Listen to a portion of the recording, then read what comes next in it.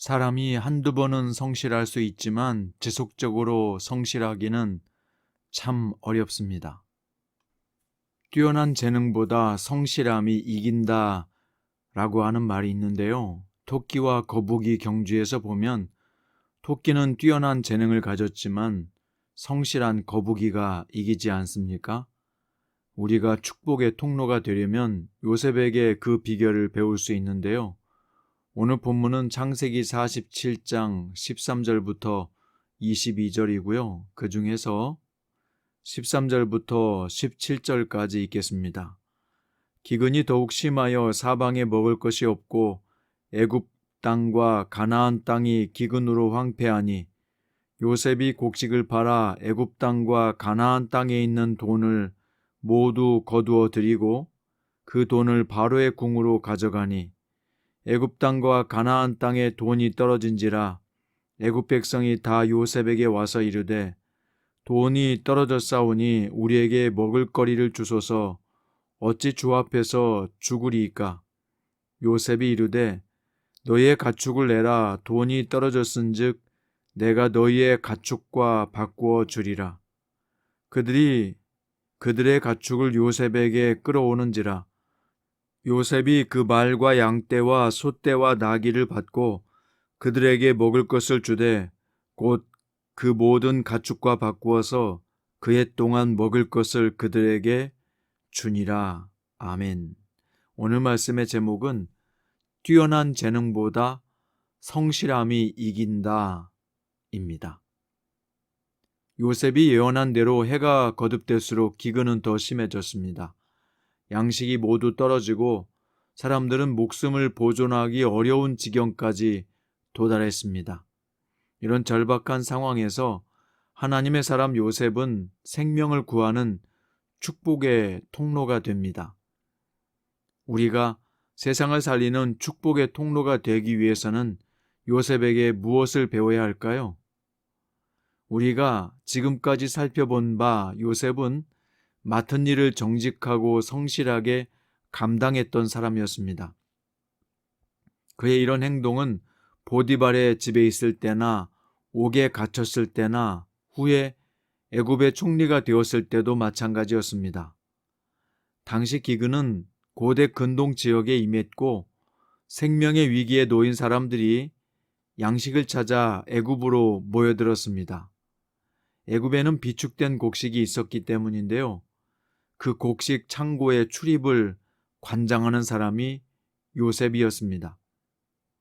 요셉은 굶주린 사람들에게 비축해 두었던 곡식을 팔았고 점점 기근이 심해지는 중에도 살 길을 마련해 주었습니다. 요셉은 토지를 모두 사서 바로 왕의 소유로 삼았는데요.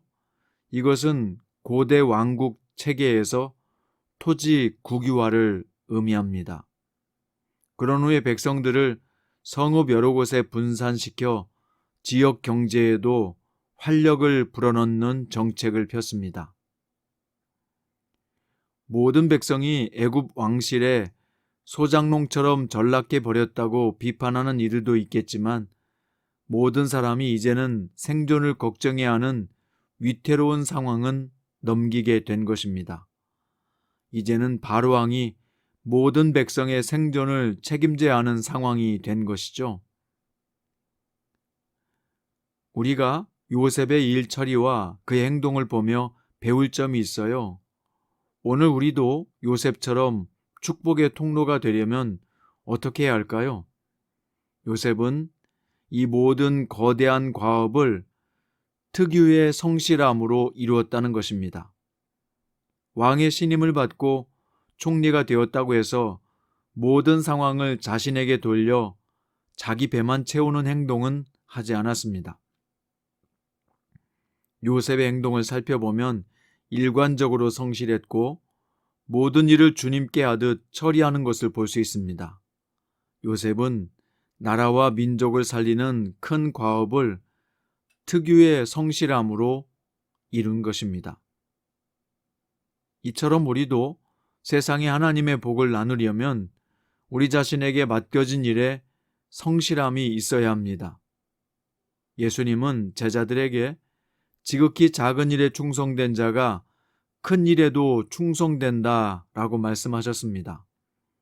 또 잠언서 11장에 보면 정직한 자의 성실은 자기를 인도한다라고 했고, 가난해도 성실하게 행하는 자는 부유하면서 굽게 행하는 자보다 낫고, 정직한 자를 악한 길로 유인하는 자는 자기 함정에 빠져도 성실한 자는 복을 받는다 라고 잠언은 말씀했습니다.